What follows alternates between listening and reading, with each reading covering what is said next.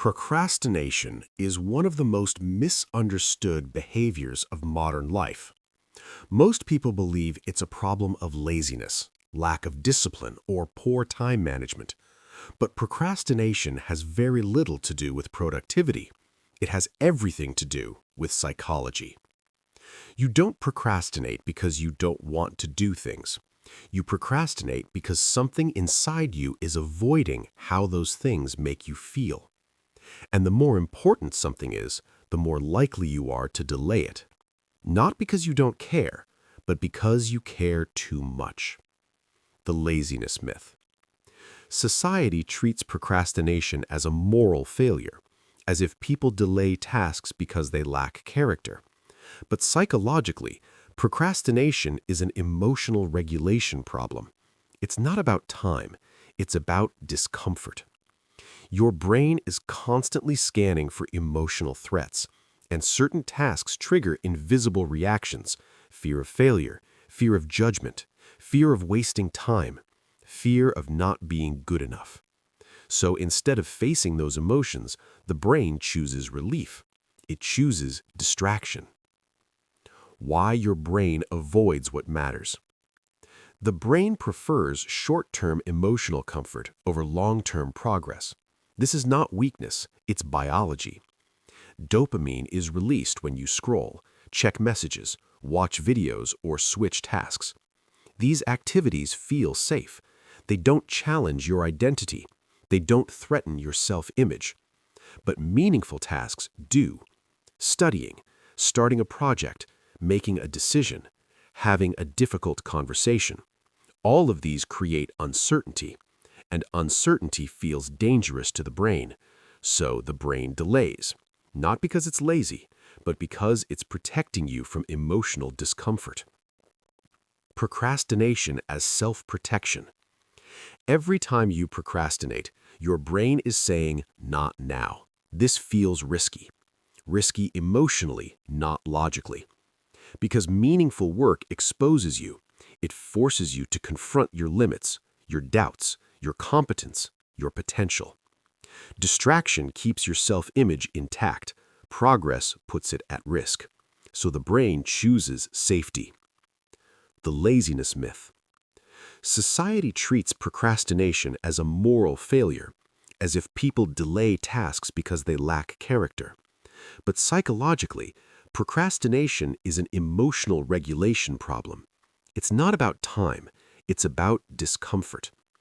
Your brain is constantly scanning for emotional threats, and certain tasks trigger invisible reactions: fear of failure, fear of judgment, fear of wasting time, fear of not being good enough.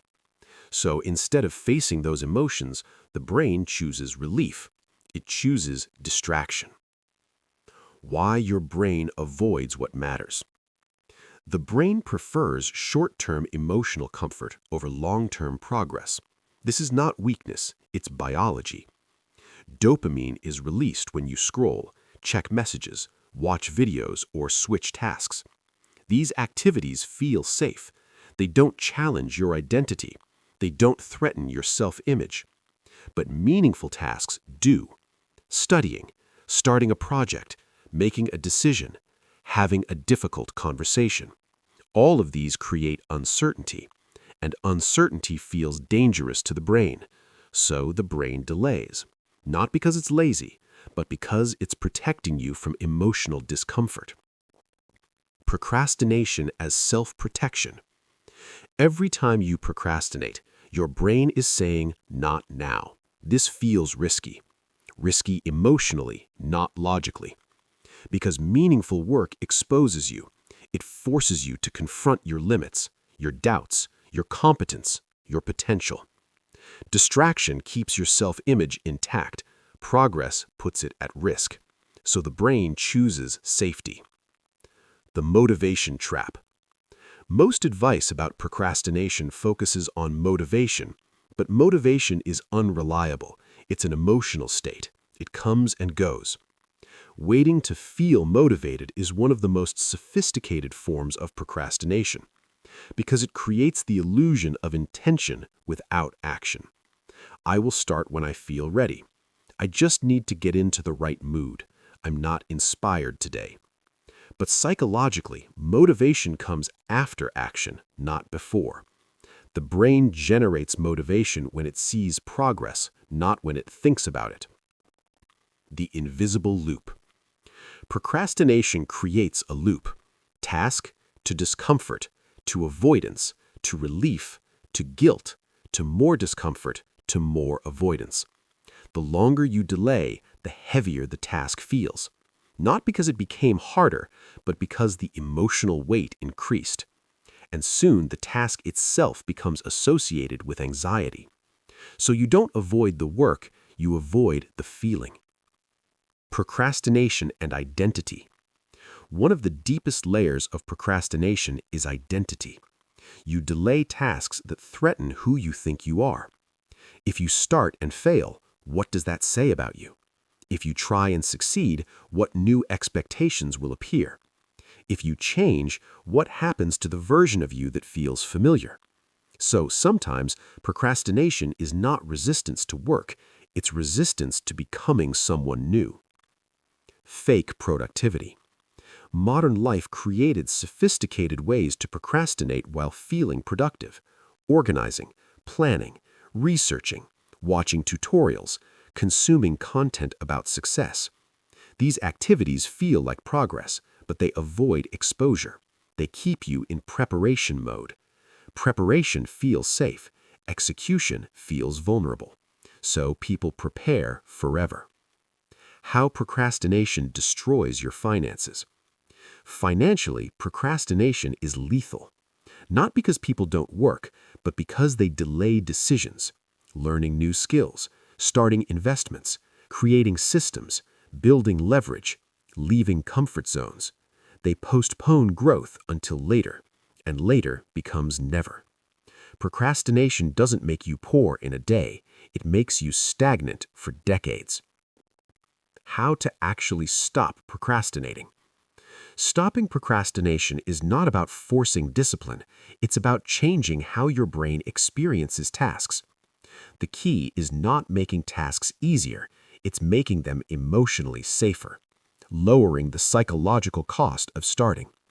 This means breaking tasks into absurdly small steps, removing expectations of perfection, focusing on starting, not finishing, allowing yourself to be bad at first.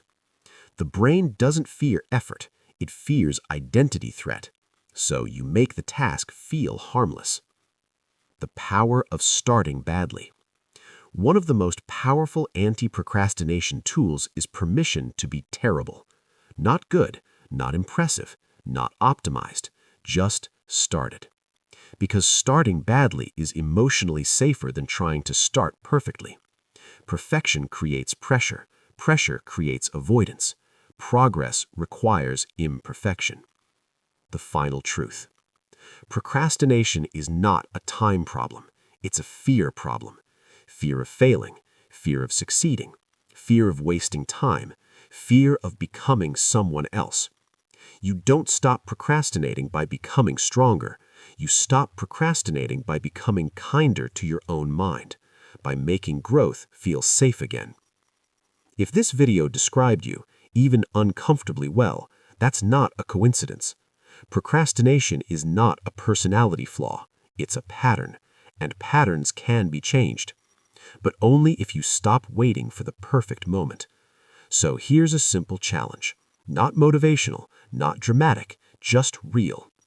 Pick one thing you've been postponing, not the biggest, not the scariest, just one small task you've been avoiding, and commit to working on it for 5 minutes. Not to finish it, not to do it well, just to start it badly.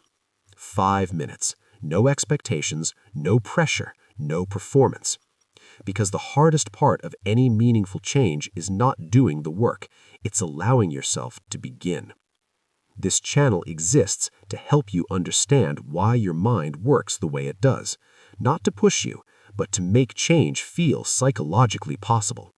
So if you want to build a different relationship with your habits, your money, and your future, subscribe. Not for motivation, for awareness.